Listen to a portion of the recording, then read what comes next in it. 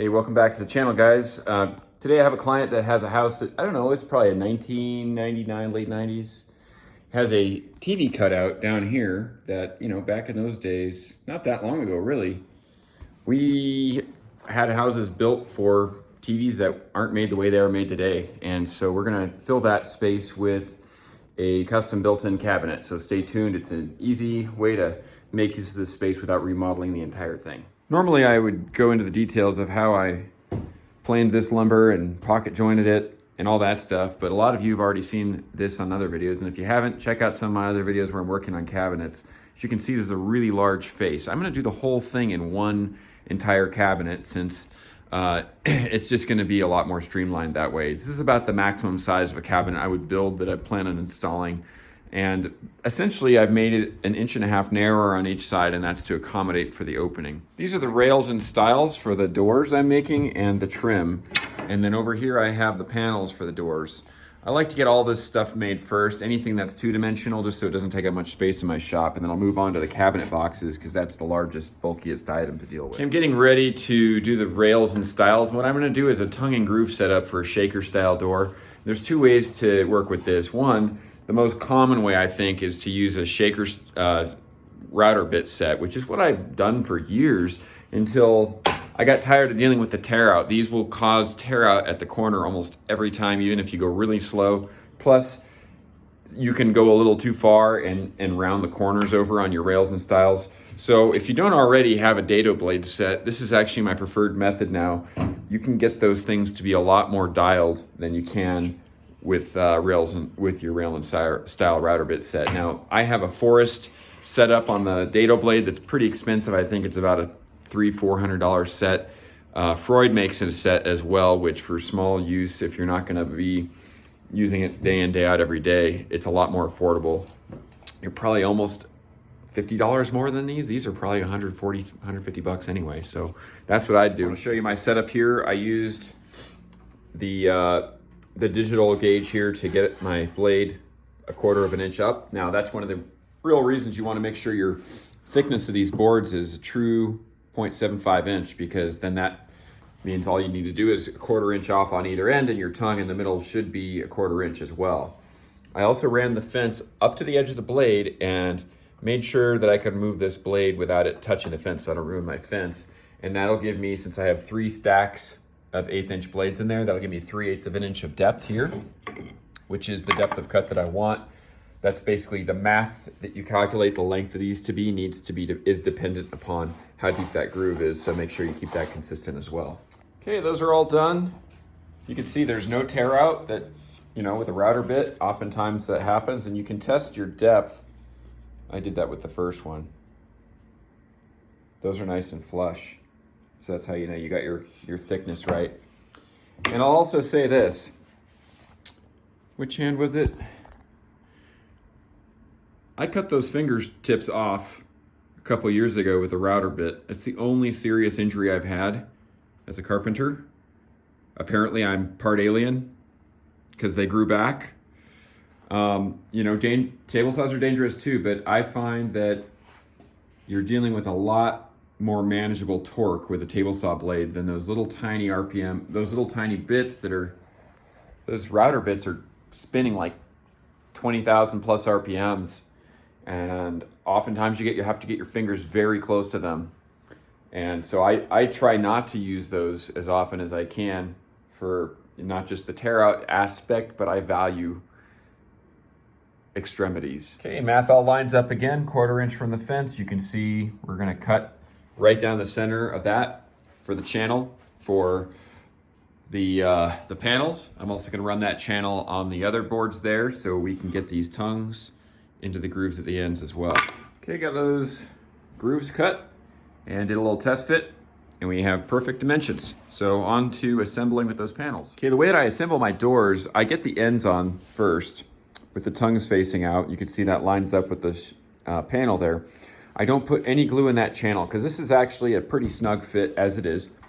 The only glue that I'm gonna put on here is going to be on these two surfaces in there and this surface right here. And that's gonna hold these pieces together. I'm gonna use my 23 gauge pinner with some 5/8 inch pins to pin everything in place while it dries. Then we'll get on to sanding. Okay, I just got this in place. I'm just gonna show you. I use the clamp to hold it in while I pin it. There's about 5 pins, or 4 or 5 pins on each. I can pull that clamp off now and let it set, and then use that same clamp on the next one. Okay, time to do the cup boring for the concealed hinge cups. And I'm using the same setup, the LR32, switched to a 35mm bore. If your joints are pretty close to flush, you can do this step now. Otherwise, if they're not, you're gonna wanna drum sand that if you're sanding the whole thing so that you don't have to, so that you can get the depth right the first time, that's all. Well, my favorite part about carpentry is that just when you think you have everything figured out, you go and drill a hole all the way through something. And this happened, I mean, seconds after I set my depth. I have to figure out why that happened. I must have had something move, probably the depth stop. So now there's gonna be a little side lesson on how to handle this. And I'm not upset, I just kind of think it's funny. Stay tuned and see what I do. We'll see how this goes. So obviously there's different ways to handle this. Like the chin stout way would be to fill that with epoxy. And even though this is paint grade, it'll cover it up. I don't want to stand the chance of there being like a circle showing up behind this thing. You know, you could always start over on the door. This thing's not going to come apart. If I try to pull those joints apart, they've just been glued for too long. I definitely would ruin the glue, and then I'd have to make that joint again on the new piece anyway. So the simple solution to this, since this is not impeding the joint over here, the joint probably goes about that deep. I'm gonna rip this with my table saw, and I'm gonna take a new piece of lumber, and I'm gonna just glue that new piece of lumber to the old one. And just another reason you always wanna buy more material than you think you need. Sometimes it's calculation error, sometimes it's a big oops, like that one. But in the end, this is gonna be seamless, it'll look great. Yeah, no big deal. All right, got 52-inch length cut there. I'm gonna go ahead and rip that into the dimension I need next. All right, so in order to get the right width for the rip on that extra piece, I need to see where this is getting cut. 22 inches right there, and then the curve's gonna get down to 22 1/8. So I have 1 11/16 minus 1/8, which gives us 1 9/16. Should be the width of our rip on the next one. But let's get this one ripped first, then I'll double check the math. All right, got the piece ripped up and just getting the glue line put in there, and I'll get these clamped together after that's all spread out. Okay, while that's clamping and curing, I'm gonna run to the hardware store and pick up some material for the shelf. All right, it's all cured up. I just pulled it off the clamps, and I'm gonna go ahead and put my hinge bores on the other side. Not that I don't trust this bond. This is a very strong bond. It's probably just a superstition of mine. I don't know. I found the culprit. I don't know how, but we don't have contact there, and I set my depth based on that. So when I brought this up to where it needed to be, it went an extra 1/8 of an inch. So I'm just gonna reset that, give it another go. Okay, got it reset. 9/16 on the gauge, and that is 9/16 there. I double checked with my tape, but I can't do it with the video in my hand. So back to where we were yesterday. All right, got it. So I'm gonna do the other door, top and middle, and then I'll flip it around and do the bottoms. All right, I'm gonna use my self-centering drill bit, which follows the countersunk holes in these hinges. And I'm using this straight piece of lumber to basically keep these parallel to the edge. I'm gonna pre-drill all the holes on them. All right, I got the track saw out. I'm going to be cutting the sides out of this piece right here. That's the back over there. If you don't have a track saw and you do any fair amount of work with sheet lumber, it's worth every penny. It's expensive, but I can't. Your back will thank you. All right, these are the sides. I've got the Festool LR32 set up on my track saw guide with the router, and it's gonna put pinholes at every one of those stops that we have here. It's all the way down. I'm gonna punch it all the way through both sides. Then I'm gonna flip the track around, put my offset on the opposite end, and do this edge right here. And then we have pinholes for adjustable shelves. I'll also do that on the back to give it more support and prevent that shelf from sagging over time. Okay, I'm gonna get these panels domino jointed. It pushes that into the piece, which cuts a rectangular shape hole. We're gonna do that on the ends here. And then I'm gonna put it on different sides of the sides here. We're gonna put them on this edge here for those other pieces I showed you on the table to join into. And then on this side to join the face, and then in the face to join in here. And that's gonna help with the assembly process, makes it assemble a lot easier, and it gives you more structural rigidity and alignment overall. All right, got the face and everything on but the back. And you can really see why, you know, you think like, oh, 48 by 52 inches, that's not that big until you build these things. And I've done them twice that big and it's just not even fun. So now I just do, if I have one that's 8 feet tall, I'll cut it in half and join it at the seams when I install. So time to put that back on right now. I got the back on and I pinned it in place just to hold it still. I'm gonna do some pre-drilling and countersinking for the screws I'm gonna hold it on with. Now I can't, one other way to do this is run a router bit or a dado blade on the inside of this panel here. And you know, it's just not necessary for a base cabinet because it's sitting on the ground and you're gonna get a little bit more space out of your cabinet this way, and it does simplify things a little bit. If you're building a lot of cabinets, it actually is faster to do the dado because then you just slide these things in, but not having to set the dado and the table saw up for that saves another step for just one cabinet at a time. Okay, cabinet's built and I know the full dimension of that hole, so this is already cut to the size it needs to be. If I was going into a new install and I just had, here's the size cabinets we need, I would bring a wider piece of fill, but I know this is the right size fill. I'm just gonna go ahead and extend the dimension of this cabinet. And this can also be done by just building a wider face frame. Although I find it a lot easier to domino join when I could just go off of the edge there with my domino machine and not have to make a jig. Then I could just screw this in from the outside and we have a wider cabinet face with a narrow cabinet back, so the cabinet slides in easy. And then when I arrive, I'll have pre-cut trim to trim out the probably 1/4 inch space that I'll have on either side. So pretty basic process here, just pushing these ends together, making them flush, and I'm gonna drill and countersink a hole right there with a 2-inch screw going in that way. Those screws will be hidden. You won't see them from the inside there because this is where the wall is going to be. Okay, I got the fill installed. Now I'm gonna sand down the joints and give it just the initial sanding. I filled in some epoxy here where we had a little void. And then after I do that, I'm gonna raise the grain with water. That makes the grain stand up in the wood so that when the paint comes on, it doesn't do that once the paint's there. Then I'm gonna sand that back down again and it'll be ready for installation. I got the drum sander set up. I'm gonna run these through and just flush them up. I've got this joint I gotta take care of, starting with 80 grit, finishing with 180, and then I'll do some hand sanding and same wet, raise the grain and finish sand after that. I wanted to give an update after running this through the drum sander and the first round of palm sanding. This is the board that I repaired. And as you can see, seamless. Yeah, did a little bit of a grain match. It doesn't really matter because it's gonna get painted, but you can see even if it was gonna get stained, it's pretty much seamless.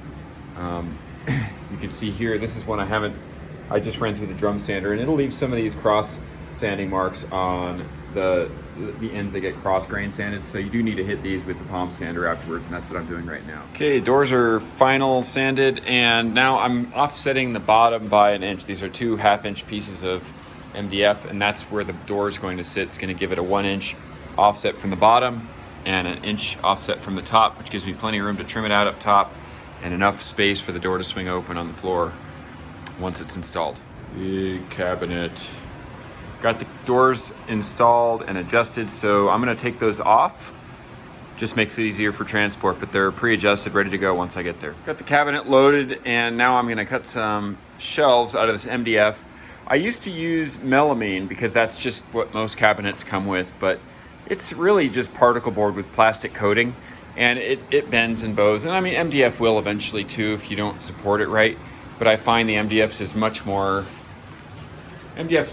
solid of a material, plus you can paint it, so it gives the customer the option to paint the interior of the cabinet and the shelf the same color, which is a nice touch. It does cost more than particle board, but hey, it's worth it. Shelves are cut, and I'm just gonna sand these corners down so they don't cut anyone, and that also helps with the paint, keeps that paint from beating up on the corners, and then get these loaded in the van. Back at the client's place, gonna go over a couple of variables we need to deal with here. We have a 21-inch deep cabinet, so I've gone ahead and I've marked this to 21 inches, which we're gonna actually push it back because we have this cleat up here. And so 21 is really gonna be about here, but I don't wanna undercut it. I'm gonna overcut it here to pull these out and then pull this piece off in one single piece so we don't have to glue it back together. And then just trim with my handsaw the amount that it needs to be trimmed when it's time to reinstall. And then on the back wall here, we don't need the cable anymore. They wanna keep that behind it. They're not using cable. We're gonna pull that outlet forward and we're gonna run a power cord straight up to the TV. Alternatively, you could have an electrician come in and have that reinstalled up there, but this is a simple way to do it. Just drill a hole up top and have power go from there through the inside of the cabinet to the top. Let's discuss the dimensions of this a little bit. I have a 51-inch wide opening and a 52.5-inch tall opening up this way. So I built the cabinet to be 50.5 wide with the fill and 52 tall. And that gets us to where we need to be to put the trim on the end in the right amounts. And the back you can see is narrower. And that's for two reasons. It's gonna give you a better ease of installation in case the wall's not square back there, and it's just not gonna bind as much when you push it in. Plus it's gonna give you the right amount of clearance for the doors to open without hitting the sides of the wall. Additionally, right here you can see we're 24 inches deep. I'm running this cabinet from that point there. So 23 and 21 inches is where the front of it's gonna be. You don't wanna try to run this to the very front of this wall because then you're gonna be dealing with an uneven face, and that can be quite difficult to trim out properly. This is the cleanest, easiest way to do it unless you're gonna wrap the whole thing in stone. Gonna go ahead and cut these right here with my multi-tool, the Vecturo. If you want a review on this, check out my channel and subscribe for reviews on other tools as I go, like this Festool vacuum. They really suck. Gonna use my painter's multi-tool to cut this bead of caulk back here along all corners and then jam it in there and pry these baseboards off.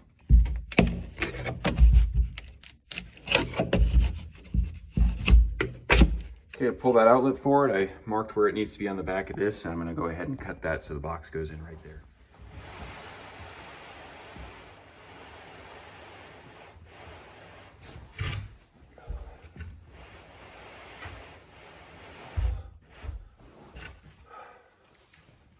Okay, got that new box in, and we're gonna put some screws. I'm gonna use these flathead cabinet screws at the top where that cleat was, and then a couple down at the bottom. Okay, got the cabinet in place. I'm gonna trim those edges with some 3/4 inch screen mold. And it took me years to figure this out. That's all you need. That and a cheap lightweight miter box. You don't need to be setting up a 100-pound miter saw setup, especially when it's 6 degrees below zero and snowing outside. Word to the wise, you only need little things for little things.